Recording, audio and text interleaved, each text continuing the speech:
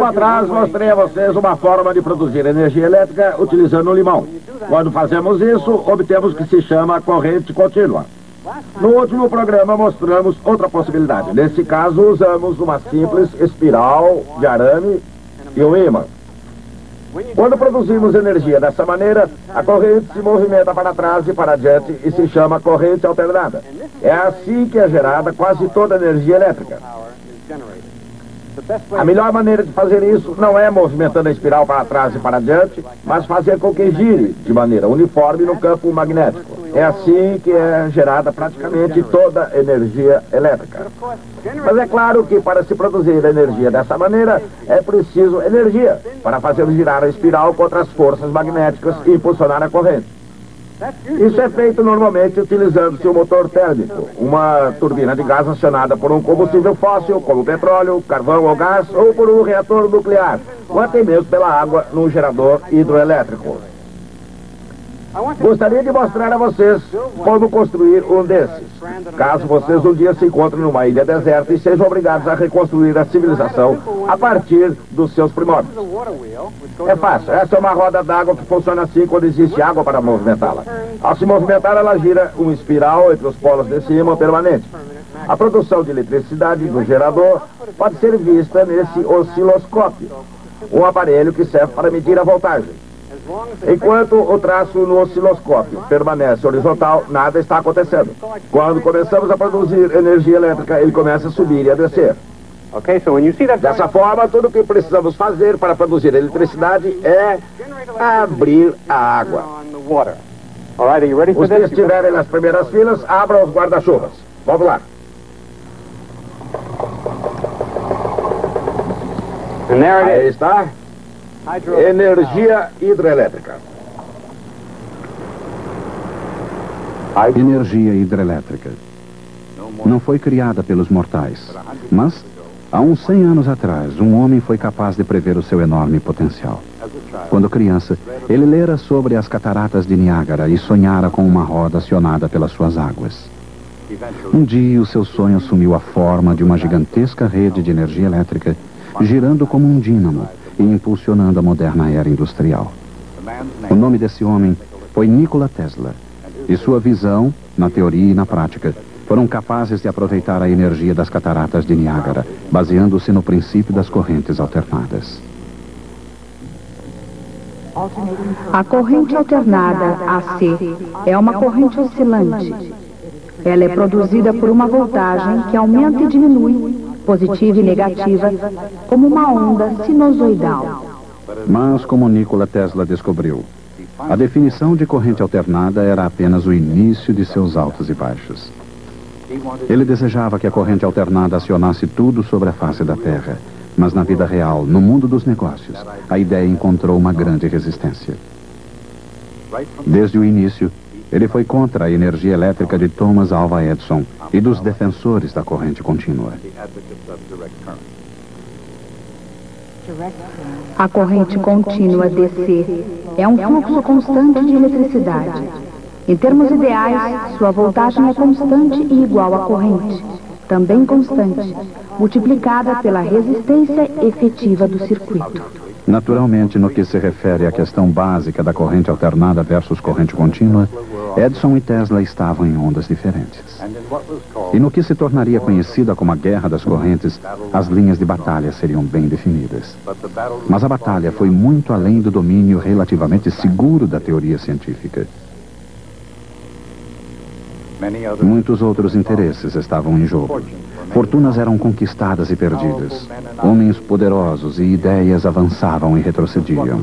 Mas o que estaria realmente por trás de tudo isso?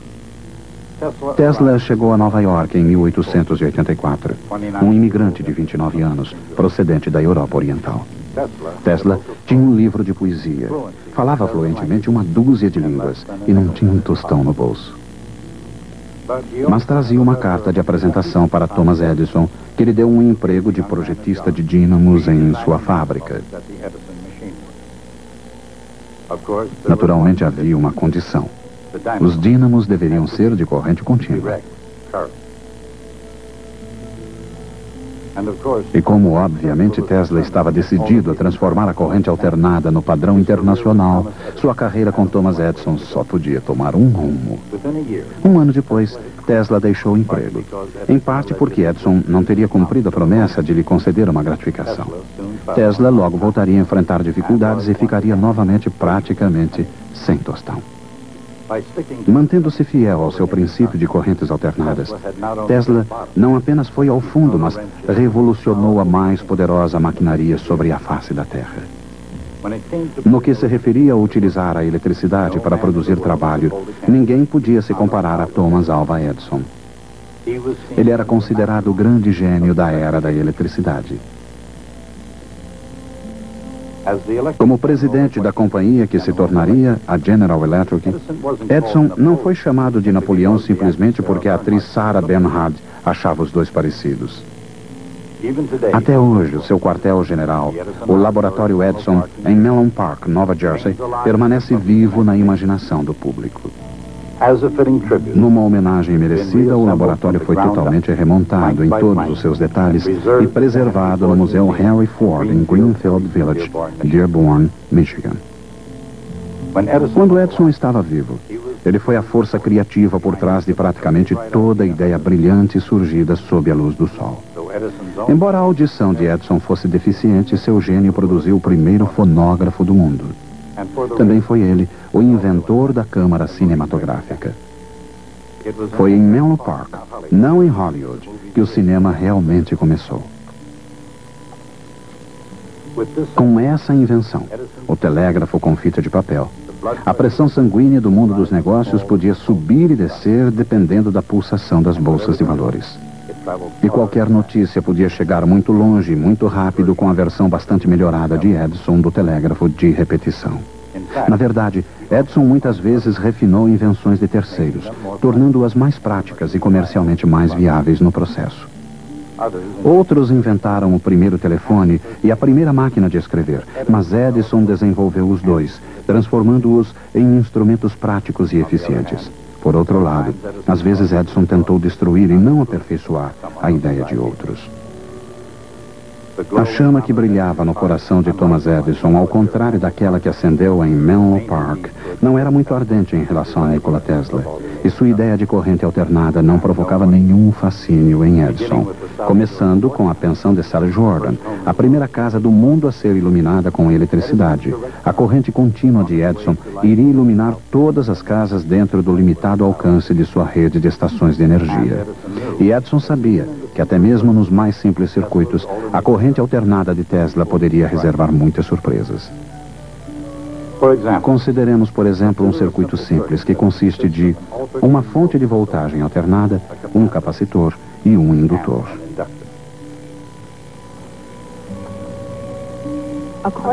De acordo com as regras matemáticas de Gustav Kirchhoff, o aumento de voltagem na fonte, que jamais é superior a E0, é igual à soma das quedas de voltagem ao longo do circuito.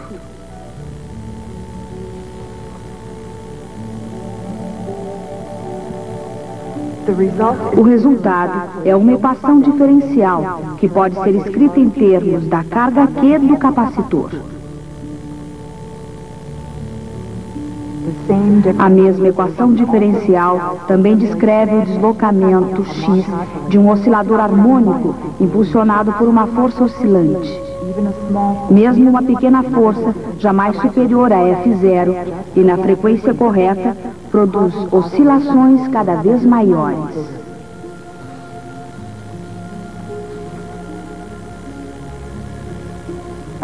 Isso contribui para o fenômeno de ressonância, que significa que num circuito de corrente alternada, até mesmo a menor oscilação de voltagem pode produzir o fluxo de uma quantidade surpreendente de carga elétrica.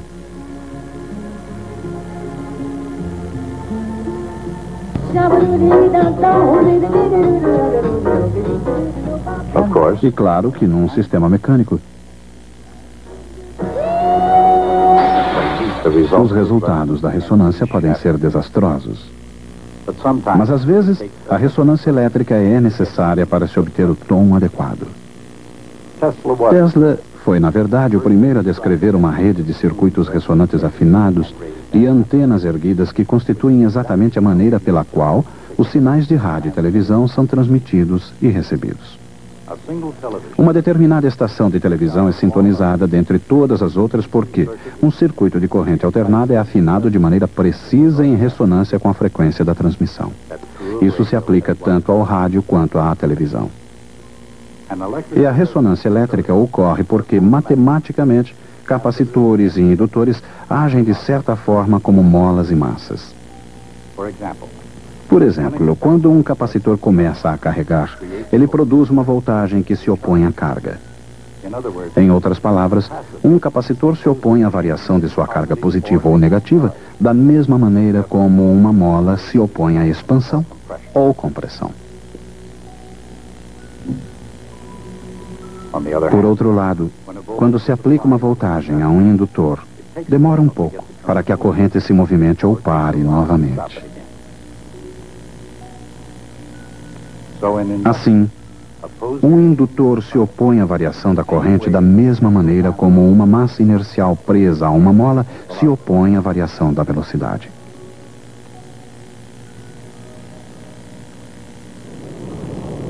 Mas não importa quão correta seja essa analogia, podem surgir diferenças. Por exemplo, quando ocorre a ressonância em osciladores elétricos, ela raramente deixa as pessoas na mão. Mas quando ocorre ressonância em osciladores mecânicos, as coisas podem sair de controle. Em circuitos elétricos, a resistência pode ajudar a manter o controle sobre as coisas. Consideremos, por exemplo, um capacitor e um resistor num circuito de corrente alternada. Se a frequência for suficientemente baixa, a carga e descarga do capacitor podem acompanhar as variações da voltagem aplicada. Mas numa frequência mais alta, o capacitor não é capaz de carregar e descarregar com rapidez suficiente. Assim não ocorrem nele diferenças de voltagem e quase toda a voltagem ocorre no resistor. Por outro lado, se existe um indutor no circuito numa frequência baixa, há tempo suficiente para aumentar a corrente nele sem que sua voltagem aumente muito. Mas numa frequência mais alta, a corrente no indutor é incapaz de variar com velocidade suficiente antes de ser obrigada a mudar de sentido. Portanto, a maior parte da voltagem está no indutor, não restando muito no resistor. Quando todos os elementos estão no mesmo circuito em baixa frequência, a maior parte da voltagem é utilizada na carga e descarga do capacitor.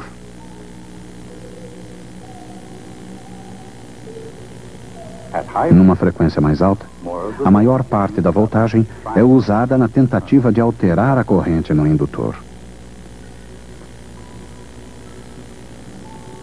De fato, numa frequência muito alta, o indutor virtualmente impede o fluxo de qualquer corrente. Mas quando a frequência é correta, em outras palavras, na frequência ressonante, flui uma corrente bastante grande. O capacitor carrega e descarrega.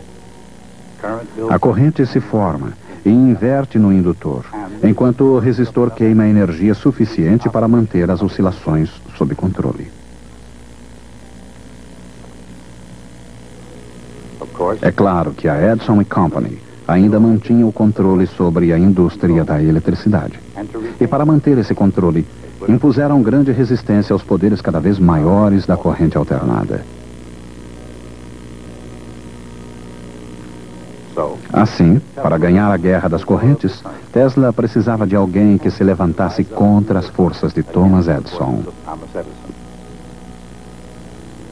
É aí que entra em cena George Westinghouse. Westinghouse, o legendário industrial de Pittsburgh, foi um inventor que se tornou comerciante. Mas ao contrário de Edison, ele não só falava com entusiasmo sobre as correntes alternadas, mas decidiu investir dinheiro nelas, comprando as patentes de Tesla para a fabricação de um motor de indução polifásico. Em 1888, a guerra das correntes se intensificava. Enquanto Westinghouse apoiava as ideias de Tesla, a maquinária bem lubrificada de Edison entrava em alta marcha. Houve campanhas difamatórias e, segundo alguns, golpes sujos. Mas um dia, no entanto, as mentes acabaram se encontrando. Charles Steinmetz, o mago matemático da física e da engenharia, ofereceu um certo apoio intelectual aos dois lados. Edison e Tesla puderam até mesmo trabalhar juntos, embora não por muito tempo, e jamais enquanto Tesla manteve a vantagem da corrente alternada. Na teoria e na prática, por que seria melhor o método de Tesla? Naturalmente, a razão pela qual uma usina produz eletricidade é para poder transmitir essa energia a algum lugar através de fios, para as casas, para os escritórios, ou qualquer lugar onde haja necessidade dela. Mas a energia é igual à corrente vezes a voltagem. Assim, a mesma energia pode ser transmitida, qualquer que seja a energia, com alta corrente e baixa voltagem, ou com baixa corrente e alta voltagem. Qual é melhor? Lembre-se, o cabo transmissor tem uma certa resistência. E quanto maior a distância, maior a resistência, porque a resistência de um fio é proporcional ao seu comprimento. E é claro que a corrente passando pela resistência causa calor, que é calculado pelo produto da corrente ao quadrado pela resistência. Isto representa calor dissipado. Para a companhia geradora e para o consumidor, isso significa uma energia gerada e não disponível na outra extremidade do processo. Como a corrente I é igual a P sobre V, esse calor é P ao quadrado vezes R e dividido por V ao quadrado. Então, para uma dada potência e resistência, quanto maior a voltagem, menor a energia perdida no percurso. Em outras palavras, o segredo da transmissão eficiente de energia é transmiti-la na voltagem mais alta possível. Numa moderna rede de energia elétrica, a energia é transmitida regularmente através de milhares de quilômetros com centenas de milhares de volts. Mas não importa como ela é utilizada. O usuário deseja que todos esses watts lhe cheguem numa voltagem segura e prática. E isso só é possível se a energia elétrica puder ser transformada em alta voltagem, o que é necessário para fazer a longa viagem até o consumidor e de voltar em baixa voltagem para a utilização no fim da linha. A tarefa de aumentar e diminuir a voltagem é uma tarefa difícil de se realizar com a corrente contínua, mas com a corrente alternada essa tarefa é relativamente simples. Quando a corrente alternada passa através de uma espira ou espiral, ela produz um fluxo magnético em constante mutação.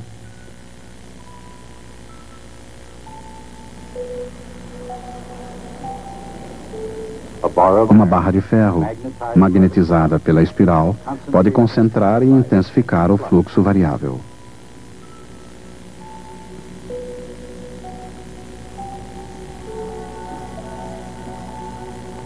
De fato, um anel de ferro pode conter todo o fluxo. E se adicionarmos um circuito secundário ao anel, uma voltagem será induzida nele à medida em que o fluxo o atravessa. Essa voltagem é proporcional ao número de espiras em torno do núcleo de ferro. É óbvio, portanto, que a voltagem da energia transmitida ao circuito secundário pode ser aumentada ou diminuída em relação à voltagem do circuito primário. Assim, embora a energia que saia seja quase igual à energia que entra, ela pode ser elevada até uma alta voltagem para a transmissão a longa distância e reduzida a baixa voltagem para a utilização segura pelo usuário. Esse princípio é exatamente a maior vantagem da corrente alternada de Tesla em relação à corrente contínua de Edison.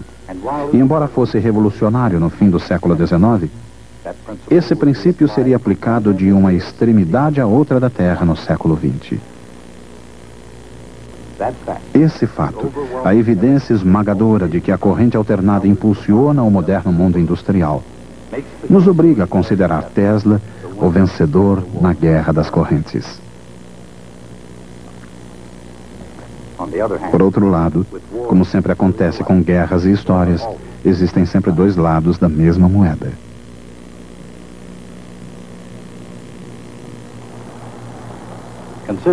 Considerando-se a enorme contribuição de Edison ao mundo da ciência e da engenharia, será que podemos realmente dizer que um lado ganhou e o outro perdeu? Afinal, Edison já tinha um número razoável de patentes. Antes de Tesla, Edison construiu seus próprios geradores, um após o outro, cada um mais potente que o anterior. Mas o mesmo aconteceu com Tesla. E da mesma forma como Edison, Tesla também construiu turbinas e motores. No entanto, e essa foi a grande diferença, os geradores de Edison só eram capazes de iluminar coisas não muito distantes de sua rede de geradores, enquanto que o sistema de corrente alternada de Tesla podia ultrapassar de muito antiga vizinhança. Com uma rede de linhas de energia cada vez maior, a corrente alternada pôde ser levada de uma costa a outra do país e a qualquer lugar entre elas. De qualquer maneira, o lugar de Thomas Edison na história já estava garantido. Em Menlo Park, Nova Jersey, sua mente continua tão ágil quanto sua câmara cinematográfica. Como inventor americano, ninguém, desde Benjamin Franklin, foi tão longe como Thomas Edison. Mas à sua maneira, Nikola Tesla foi ainda mais longe. Muito antes de se tornarem realidades, Tesla imaginou os tubos de vácuo revestidos com fósforo e tubos de vidro cheios de gás, luzes fluorescentes e neon. E anos antes do surgimento dos irmãos Wright, Tesla afirmou que para que a aviação pudesse obter sucesso, ela deveria utilizar um metal quase desconhecido na época: o alumínio. E enquanto Guglielmo Marconi era aclamado pela imprensa popular como o inventor do rádio, Nikola Tesla obteve o crédito pela invenção, assim como o veredito final dos tribunais. E por falar em crédito, dizem que Tesla não obteve o reconhecimento por muitas invenções originais. Em resumo, não se pode negar que Tesla foi um dos cientistas mais dinâmicos que já existiram. Nem que sua mente fosse fértil e sua inventividade única. Mas Tesla, mais interessado em invenções do que em publicações científicas, manteve grande parte de sua metodologia na memória. Talvez seja por isso que a comunidade científica tenha permanecido reticente ou dedicado poucos elogios a Tesla durante muitos anos. De qualquer maneira, ele recebeu o título de doutor honoris causa das universidades de Columbia e Yale. E um dia, sem ironia premeditada, foi até mesmo agraciado com a medalha Edison, o prêmio de maior prestígio, cujo nome é uma homenagem ao próprio Thomas Edison.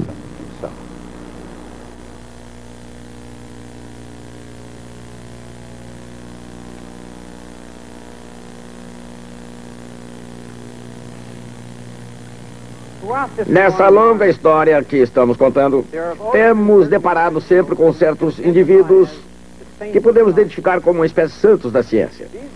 Vimos casos de pessoas levadas à descoberta científica da mesma maneira que as mariposas são atraídas pela luz.